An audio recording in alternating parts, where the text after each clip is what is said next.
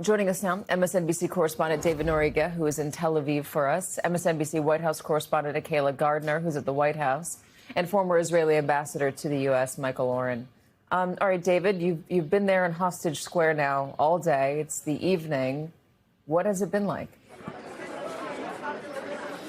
Well, Katie, when I spoke to you last, early this morning, my time, last night for you, there was the emotion here was really intensely, palpably joyful. There was an intense feeling of relief. There were multiple occasions on which military helicopters carrying hostages flew over Hostage Square, triggering these enormous eruptions of cheers from the crowd. Since then, the mood has gone through a couple of interesting stages. Things for a while were fairly subdued, still relieved, still joyful, but subdued, as I think people kind of started to process the reality of what had happened. Now that night has fallen, things have gotten once again a little bit more joyful. There's a bit of a party-like atmosphere. There's a shop here selling beer.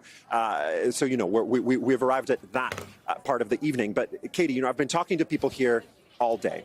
And one of the sentiments that I've heard consistently from a specific class of Israeli, which is parents of young Israelis, has to do with the sorts of experiences that such parents undergo as a result of the fact that their children in this context serve in the Israeli military, have to serve in the Israeli military. I've spoken to several parents who have told me that the events of today have changed their views of what the future might hold for them and their families. I talked to a 19-year-old young woman who was a month away from beginning her military service and now feels a sense of relief. I want to play you sound from an interview with one mother of, you know, Israeli children potentially serving in the military. Take a listen. Eventually, I'm hoping for peace because I don't want my kids to grow up and have to fight or for God's sake, be killed or injured for this argument. But I think now it's still too early. Now we're still healing. We're still injured. We're still traumatized from this event. So it's hard to talk about this here. Katie, that contains the sort of mix of sometimes contradictory emotions that I've been hearing from people tonight, because people are obviously immensely relieved. There's a lot to celebrate today, but there's a much bigger picture here. And you have to remember that these are people whose entire lives in this country have been defined, punctuated by conflicts. For example, the 19-year-old young woman that I told you about was born during the 2006 Lebanon War. And ever since then, she's lived with air raid sirens, with the possibility that she might one day have to go fight in one of these conflicts. Of course, this is not even to speak of the people on the Palestinian side, the people in Gaza who have had to undergo 2 years of suffering and destruction and deprivation at an inconceivable scale. And Katie, you know, looking forward, these are the questions we have to start asking now, right? What happens looking forward? And in the sense that I've gotten from people here is that there is hope, but it's a very, very attenuated hope, because people understand that for all of the talk of lasting peace that we heard from Donald Trump today, people here understand better than anyone, and people in the West Bank and people in Gaza understand better than anyone, that for there to be a lasting peace, there are some extremely deep, extremely entrenched structural factors that need to be addressed. The violence that has taken place over the course of the last 2 years in the West Bank, the annexation of additional territory in the West Bank under the direction of Bezalel Smotrich, of course the decimation of the Gaza Strip, which is going to define the ability and severely constrain, if not make impossible, the ability of Gazans to recover and go back to something like normal life. It's hard, having spent at this point 15 hours here, not to feel the clash of these emotions that people have been expressing to me. On the one hand, this chapter in this story is over. It has come to a close. People here officially feel that. They're allowing themselves to celebrate it. But at the same time, the story is very much not over. In a lot of ways, Katie, it's only just beginning. David, thank you. Ambassador Oren, do you believe this moment is different, that there is going to be peace? I wonder, and I ask this because we hear from President Trump, we hear from other leaders in the Middle East saying over and over again, this is peace, the war is over. We heard that from President Herzog in Israel. We're not hearing that same language necessarily from Prime Minister Benjamin Netanyahu. I think the moment is one where the possibility for peace has existed perhaps more tangibly than it has, perhaps even in generations. The last peace agreement between Israel and the Palestinians was in 1998, not long ago, signed between Yasser Arafat and Benjamin Netanyahu. It's people don't remember that Netanyahu was the last person to sign an agreement with the Palestinians. So there's a possibility here, but it all hinges on one fulfillment of these 20 points that are developed by President Trump and his team, by Steve Witkoff and Jared Kushner, and that is the demilitarization of Gaza. That is taking the guns away from Hamas. If that doesn't happen, I can't imagine that international forces, technocrats, administrators will come into Gaza. No one's willing to die for Gaza, and therefore the next step is absolutely crucial if the other steps are to be fulfilled. And those other steps call for not just the reconstruction of Gaza, but also the possibility of a diplomatic horizon for the Palestinians in the West Bank, stability throughout the Middle East, the expansion of the Abraham Accords. All of that is kind of a domino effect, a positive domino effect, that will be set into motion once the guns are taken away from Hamas. You know, on the Abraham Accords, I want to bring in former Israeli Arab negotiator and senior fellow at the Carnegie Endowment for International Peace, Aaron David Miller. So, Aaron, last night you were saying you mentioned the word hope, which I've never heard you say before.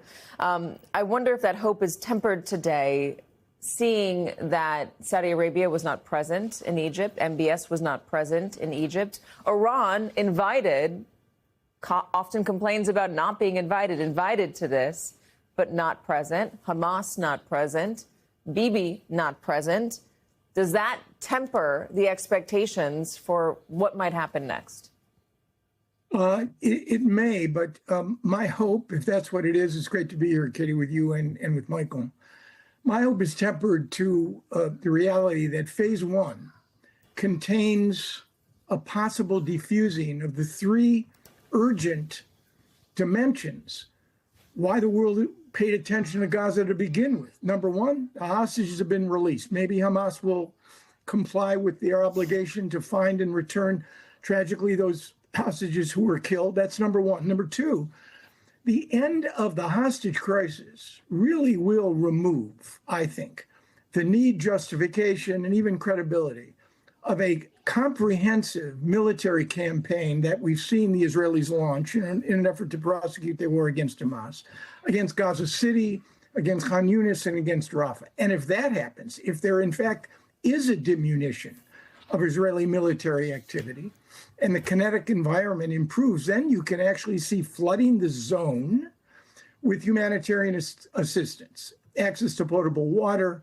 proper sanitation, medical assistance, and shelter and food.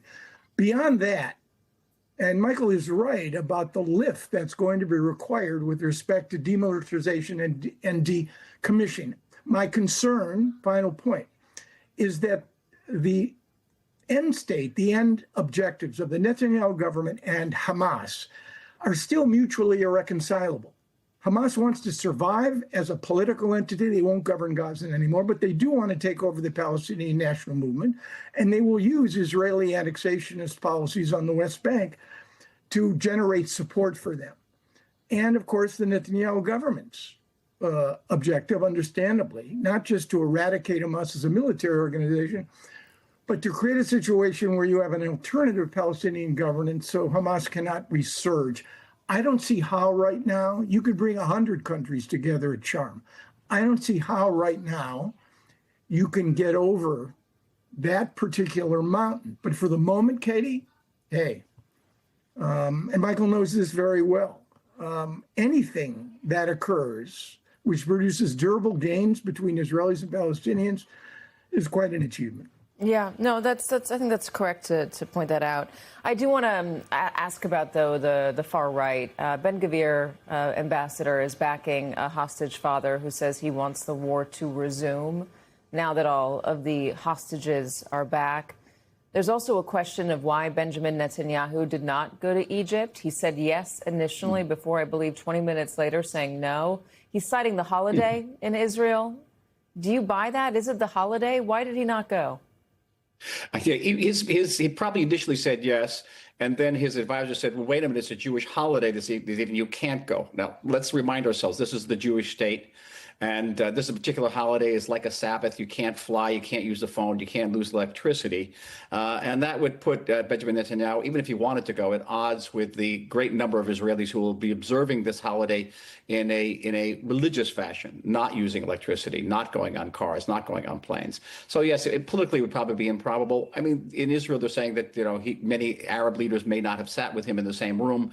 That I don't know, but the Jewish holiday is a plausible and a politically prudent excuse for not going.